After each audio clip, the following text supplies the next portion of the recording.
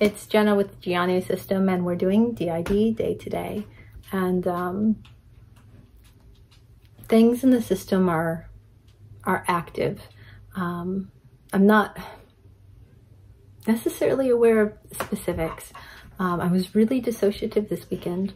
More dissociative than I've been since, like, my system really first became active and alters were coming up.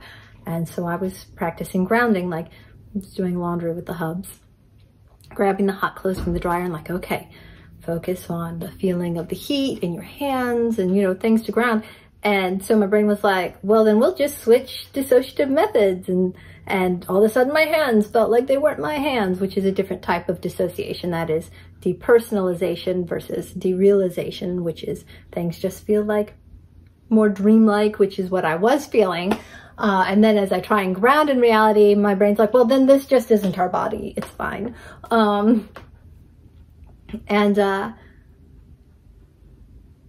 That kind of thing can be disconcerting, but I didn't know why. There's not been anything outwardly stressful going on that would trigger like a dissociative episode. So I thought, well, I'll just be in this moment as best as I can be and, you know, go from there. I was laying down at night trying to think of like, why? What might be causing this? And the only thing I could think of was D.I.D. I know he hasn't processed a lot of the things that he holds yet. And he's been really quiet the past 6 weeks.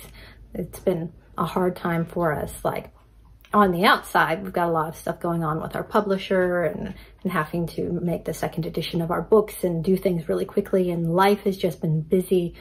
Kids going back to school, the Rona, all the things. And D.I.D's been very quiet and not very present. And so I thought maybe that's catching up with him. But I wasn't sure.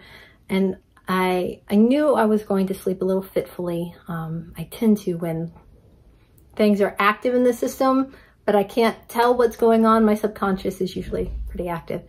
And I had a dream, and I don't think I've learned a lot about what goes on in my system from dreams. So I don't think it was just a dream where my subconscious was like, oh, this is what we were thinking about when we went to bed. So here's whatever. I think it was like helping me know what's going on specifically. And in the dream, a block had been removed from D.I.D so that he could now each slide down. And J.A., Caleb, and D.I.D were all created from the same trauma. They all hold different aspects of that trauma. Caleb holds the auditory memory, J.A. holds the visual, and D.I.D holds the physical. When I met J.A. and Caleb, they were both children, but D.I.D's always been an adult. And so that whatever would have been keeping him from processing it at the age it happened, being removed, would be pretty significant. And I don't know what that would be. I have no idea, but I do know that I've been dissociative, that something's going on in the inner world, and that makes sense. So there's that. But I actually feel very hopeful about it. It feels like progress, even if now D.I.D will have to deal with something that's harder than he's been dealing with, which he's dealt with a lot so far. It's still progress to even have access to that. And on the other side of that, like dealing with stuff, I feel more like myself. Funny, right? But I do. I feel more like myself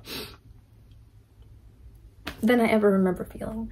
And I'm so excited about it. So if you all have seen my videos from the beginning, you probably have noticed a difference in bearing overall for me as the host and dress overall for me as the host. E and Anthony were both more makeup and girly and frilly. Jen and I both were very muted and covered in our presentation. And I mean, y'all can't really tell, but I'm in a very bright dress with bright colors, and I don't feel anxious about it.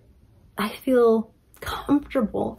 And why it feels more like me is when we were little, oh my word, one of the memories I very vividly have is begging, I think I was in 3rd grade, maybe 2nd, begging for this bright pink, like bubblegum pink hoop dress, like, and wearing it until I couldn't wear it anymore. I loved dresses and bright colors and just being girly, and I wore earrings all the time and necklaces all the time. Like, as a little girl, like I had a box full of necklaces, and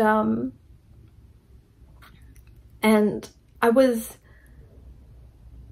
bullied really severely. And as that was going on and the stuff at home was going on, it just all of a sudden went away. Like in 4th grade, I wore dresses and jewelry all year, and then in 5th grade, pants, baggy shirts, no jewelry ever, like, ew. And of course, knowing now, you can say, oh yeah, that's a different host, a different altar. But having that part of me just come home and settle and be comfortable again, I don't know, it just feels really good. I'm just excited. I'm excited about what the future holds. And even with knowing that Devi's got stuff he needs to process that is distressing him, because I can feel that, I can feel distress. So I know that it's distressing him. Even knowing that, like, I'm excited for where we're going. So, bye.